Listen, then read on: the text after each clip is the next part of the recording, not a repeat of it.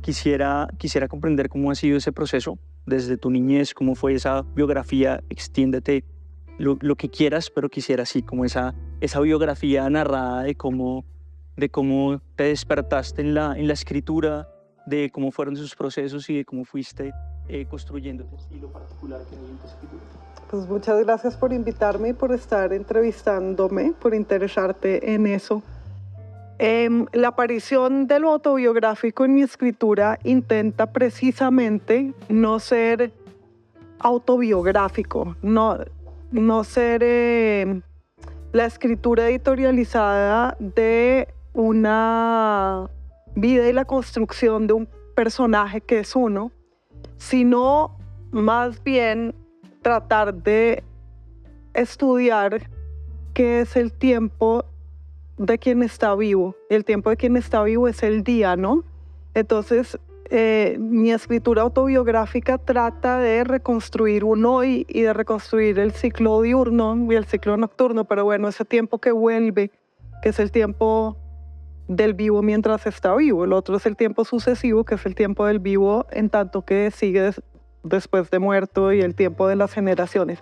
Entonces, todo esto es para decirte, o es otro modo de decirte, que de qué manera me interesa lo anecdótico, porque me parece muy interesante que hayas mencionado el psicoanálisis, de qué manera me interesa, lo autobiográfico, que no es lo anecdótico, y de qué manera me interesa el psicoanálisis. Yo he visto que la literatura autobiográfica, que está tan en auge desde hace unas pocas décadas, sobre todo una nueva escritura autobiográfica, pues que no es Marguerite Duras, sino como esta cosa gringa del ensayo personal, he notado que me choca muchísimo. Y a la vez lo que yo hago es un poco eso. Pero entonces trato de ver cómo no hacer eso, cómo la minucia de mi vida no tiene por qué interesarle a nadie y no tengo que hacerla interesante. Ni las experiencias de mi vida, sino las experiencias de mi pensamiento. Y entonces, yo supongo que uso un método parecido al psicoanalítico en el sentido de la asociación, ¿no? La asociación libre. Y de seguir el hilo del pensamiento, y es el hilo de la atención también a las cosas externas a mí.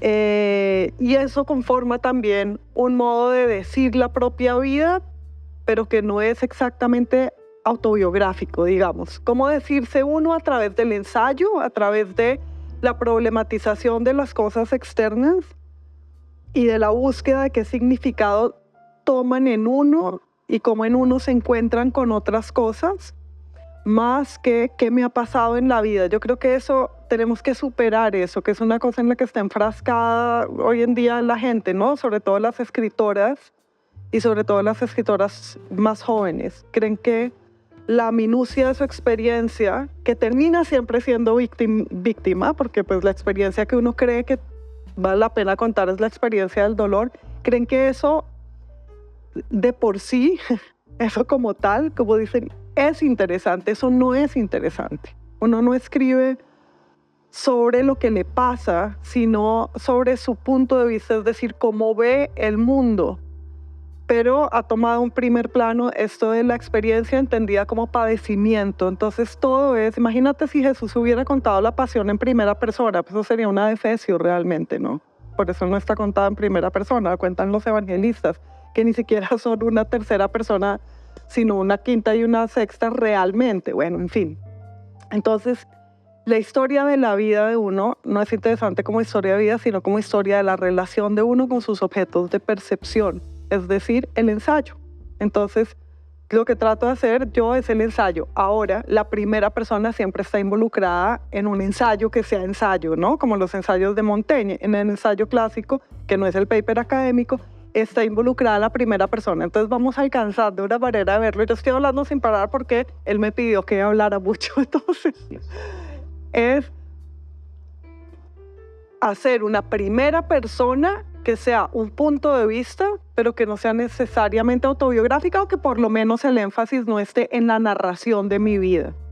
Y es eso. Y la otra cosa, otro punto de encuentro entre esa escritura de sí mismo y la escritura de las relaciones de sí mismo con todo lo otro, Y el psicoanálisis es que el psicoanálisis no busca por qué, ¿no? No busca una causa, que es una batallita que yo tengo últimamente, y es con cuánto automatismo decimos por qué, o creímos el cuento de que la pregunta filosófica era la pregunta por qué, la pregunta por la causa. Eso no es verdad. Primero, no podemos saber por qué, y segundo, no queremos saber por qué. Lo que queremos saber es qué.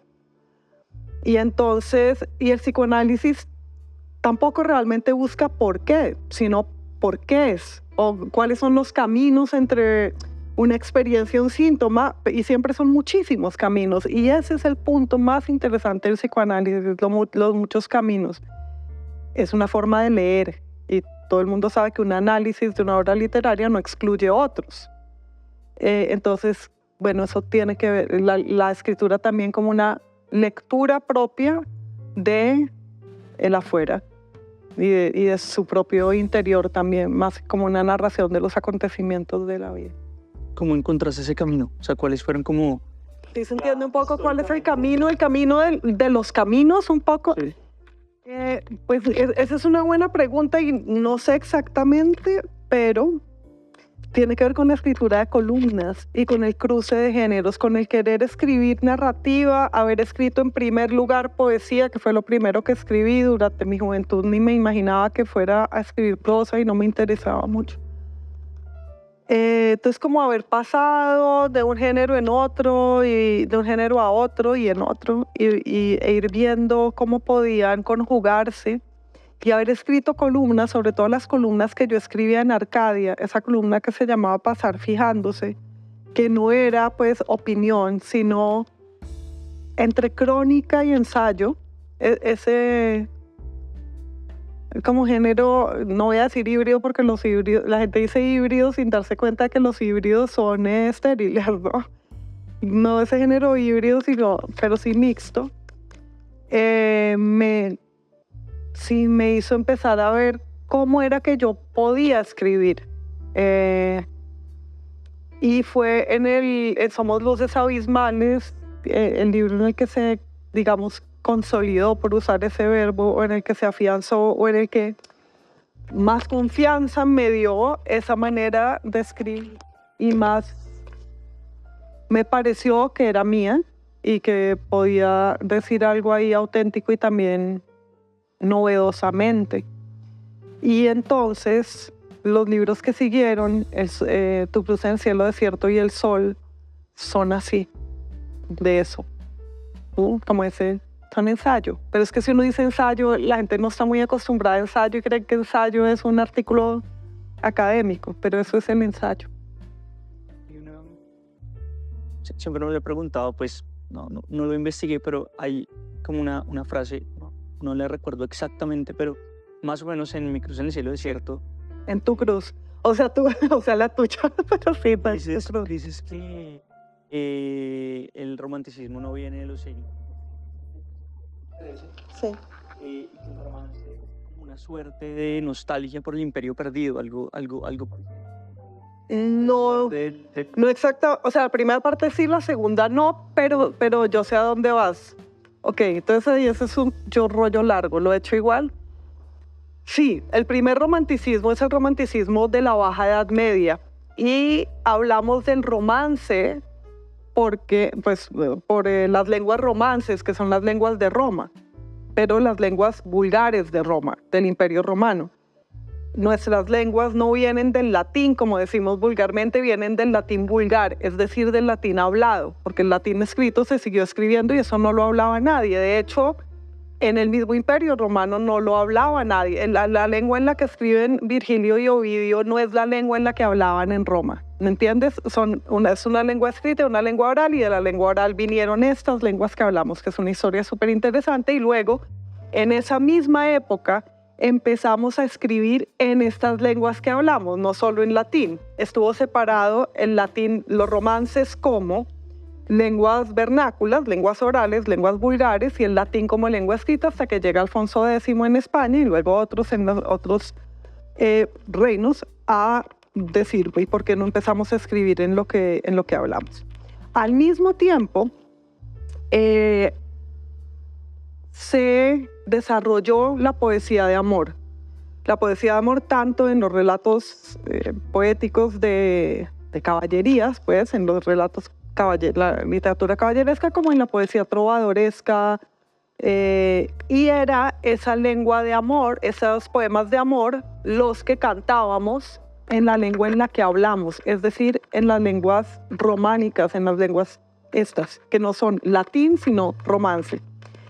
Y entonces el romance y la idea de poder componer literatura en la lengua que se habla, es decir, la lengua que enseñan las mujeres a sus hijos y no el prelado a los varones, sino la lengua que Dante dice, la lengua que mamamos con la leche. Esa idea de una lengua de mujeres y dicha para decir el amor es lo que está en la base de ese primer romanticismo, gran romanticismo, que es el romanticismo del siglo XII y XIII, que es el romanticismo de los trovadores, que empieza, pues que descubre a la mujer, de hecho. Descubre e inventa en realidad a la mujer porque es una mujer, es la amada ideal, que es el rostro mismo de la divinidad, ¿no? Amar a una mujer lo que le hace al caballero o al trovador es volverse mejor y acceder, que es lo que le hace a Dante, de hecho a la vida nueva. Así se llama el primer libro que escribió Dante, a la vida inmortal. Enamorarse te hace poeta, que te hace vivir para siempre, y te hace escribir poemas en la lengua que hablas, no en latín, no tratados en latín, sino poemas en la lengua que hablas, y así te vuelves inmortal, es fantástico. Y ese es el romanticismo, y por eso en la idea del romanticismo está junto el amor erótico y la trascendencia, la posibilidad de vivir más allá de la muerte. Y en muchos casos también una idea política, por ejemplo, la forma en que el romanticismo de después, que de hecho volvió a la Edad Media, y en fin, no vamos a contar toda la historia, pero la forma que tomó ese romanticismo después fue Napoleón y Simón Bolívar, ¿no? Entonces, bueno, y luego da la vuelta otra vez con Napoleón y ese orientalismo, que surge de su campaña Egipto y tal, que refleja el origen del primer romanticismo, porque fueron de hecho los árabes, o fue a través de los árabes que, mira que o nos puede parecer paradójico, que el descubrimiento de la amada y la atención a la figura femenina entra a Europa al final de la Edad Media y crea toda esta nueva literatura. Entonces eso, el romance, el hablar en las lenguas que nosotros hablamos, viene del árabe también, una lengua en la que adicionalmente están totalmente escindidos lo oral y lo escrito, y siguen, sí, o sea, y siguieron mucho más que en nuestras lenguas, divididos la fusha, que es el árabe escrito, pues, y los dialectos, la arabilla. Apoya el trabajo periodístico del Tercer Canal. Ingresa a la app o a www.nequi.com. En la app ve al signo pesos y elige la opción enviar plata o a la opción recargar. Recuerda que en la página web escoges la opción recargar. Ingresa a la aplicación o a la página web de DaviPlata. Dale clic a la opción pasar plata. Elige la opción a otro DaviPlata. Llena los datos y digita el número de cuenta 304-271-5010. Continúa los pasos y confirma tu aporte. Y listo. Juntos visibilizamos la otra Colombia. Si te gusta nuestro contenido y no quieres perderte nada de la agenda alternativa, suscríbete a nuestro canal y activa la campana de notificaciones. Recuerda darle like a este video y por supuesto compartirlo con tus familiares, amigos y conocidos. Así juntos visibilizamos la Colombia profunda. Recuerda, somos el Tercer Canal, la voz de los que no tienen voz.